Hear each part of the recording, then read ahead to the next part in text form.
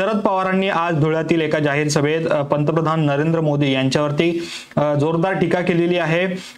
ही टीका करत असताना प्रामुख्याने शरद पवार यांनी जो आहे तो शेतकऱ्यांच्या मुद्द्यावरून जे आहे ते पंतप्रधान नरेंद्र मोदी यांना लक्ष केलेलं आहे।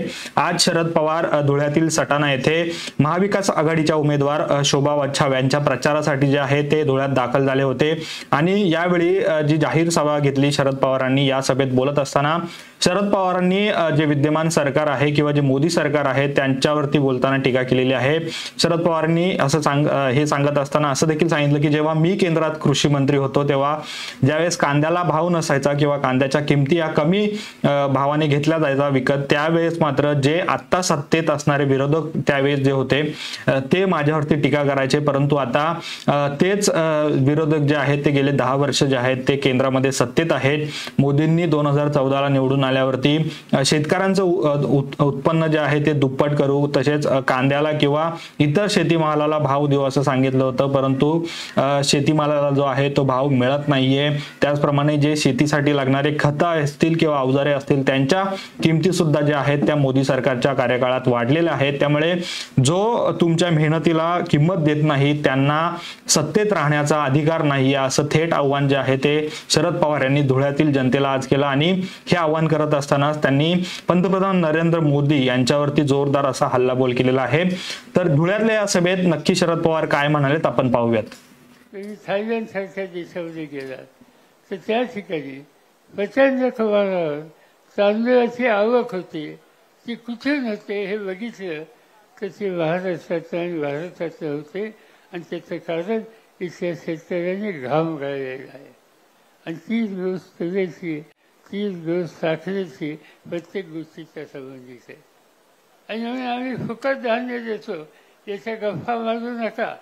हे धान्य या देशाच्या शेतकऱ्यांनी जो काळ्या आईची इमान राखतो आणि मेहनत करतो, घाम घालतो, त्याच्या मेहनतीनं या देशाची कोठारं भरलेली आहेत आणि त्यामुळेच आज धान्य कमी किमतीमध्ये ते मोफत देण्याची ताकद या सरकारची झालेली आहे आणि हे सगळं तुम्ही लोकांनी केलेलं आहे।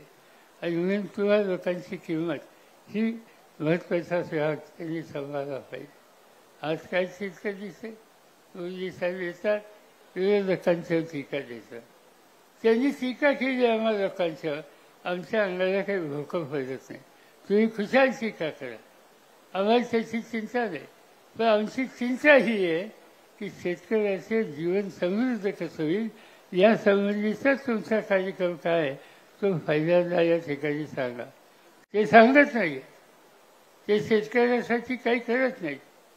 शेतमालाच्या किमती वाढवून सांगितलं, शेतकऱ्याचं उत्पन्न दुप्पट करू म्हणून सांगितलं, नाही दुप्पट त्यांनी केलं।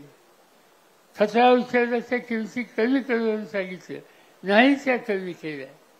कशाच्या किमती त्यांनी कमी केल्या। आज तुम्ही जे पिकवता त्याला चांगली किंमत मिळत नाही आणि जो तुमच्या मेहनतीची किंमत तुम्हाला देत नाही त्याला सत्य बसायचा अधिकार नाही, हा निकाल तुम्हाला घ्यावा लागेल आणि त्यासाठी ही निवडणूक अत्यंत महत्त्वाची आहे। आज तर आपण बघितलं शरद पवारांनी कशा पद्धतीने जे आहे ती पंतप्रधान मोदींवरती टीका केलेली आहे। त्याचप्रमाणे या सभेत बोलताना शरद पवार असं देखील म्हणाले आहेत की पंतप्रधान महाराष्ट्रात येऊन आमच्यावरती टीका करतात त्यामुळे आमच्या अंगाला काही भोकं पडणार नाहीये, त्याची चिंता आम्हाला नाहीये, परंतु शेतकऱ्यांची चिंता जी आहे ती आम्हाला आहे आणि त्या बाबतीत नरेंद्र मोदींकडे काय योजना आहेत हे त्यांनी सांगावं असं सुद्धा जे आहे ते आव्हान नरेंद्र मोदींना शरद पवारांनी केलेलं पाहायला मिळालं। दरम्यान एकंदरीतच आता 20 मेला जो आहे तो महाराष्ट्रात लोकसभेच्या निवडणुकीचा शेवटचा टप्पा जो आहे तो होणार आहे आणि त्या निमित्ताने बड्या राजकीय नेत्यांच्या सभा ज्या आहेत त्या सुरू आहेत।